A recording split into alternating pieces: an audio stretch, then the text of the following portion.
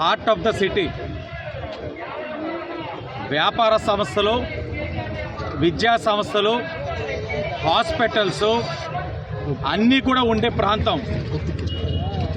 ఇలాంటి ప్రాంతంలో ఒక అభివృద్ధి కార్యక్రమం చేసేటప్పుడు అందరితో చర్చించి ఎవరికి ఏ విధమైన ఇబ్బందులు కలగకుండా చూసుకోవడం అన్నది అధికారుల బాధ్యత, ప్రజాప్రతినిధి యొక్క బాధ్యత.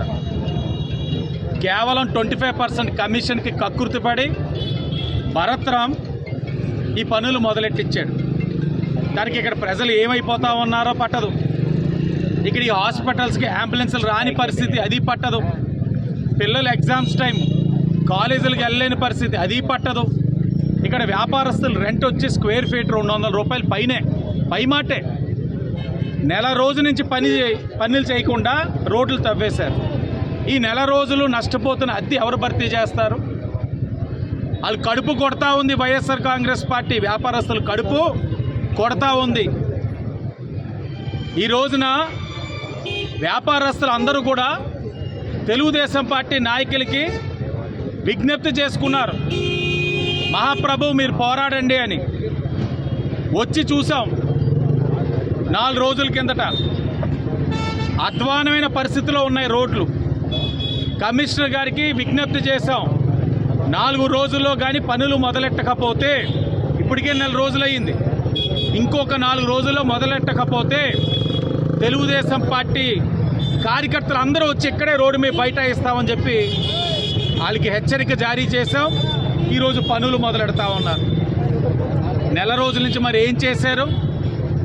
భరత్ రామ్ కమిషన్ తీసుకోవడంలో చూపించే శ్రద్ధ పని జరుగుతుందా లేదా అన్న దాని మీద ఎందుకు సమీక్షించలేకపోతా ఉన్నారు?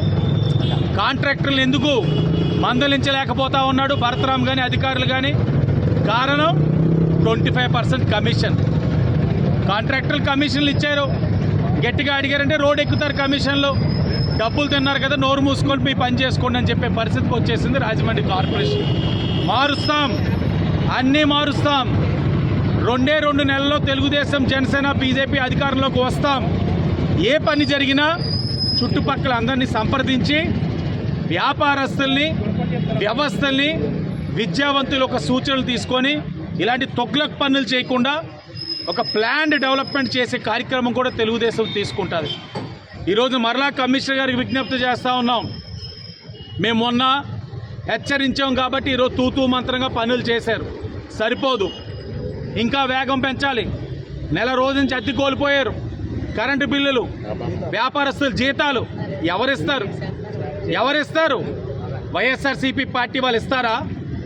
దేవి చౌక్లో అదే పని చేశారు. సుందరీకరణ పేరుతో 4 నెలలు వ్యాపారాలు చేయనివ్వాల. మెయిన్ రోడ్లోని ఎలక్ట్రికల్ పోల్స్ వేశారు. వ్యాపారస్తులు అందరికీ కడుపు కొట్టారు.